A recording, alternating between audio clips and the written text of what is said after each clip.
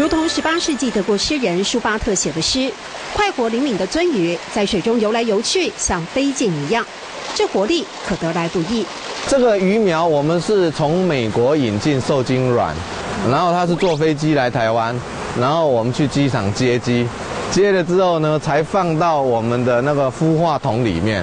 那过程是非常艰辛的哈。难怪鳟鱼被称为鱼中贵族。鲑鱼的家得是没有污染、低温清澈、高含氧的活水才行。山泉水在梯田式的养殖池不断涌出，是许明德为了教课特别的设计。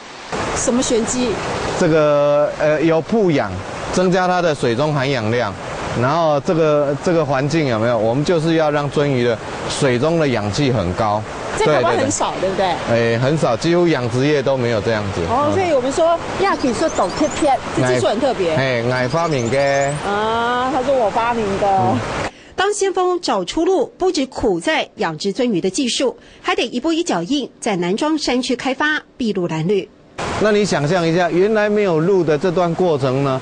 可能以前养好的鳟鱼要用背的下去，饲料要从平地背上来，养好了之后再背下去，哇，那个是非常辛苦的。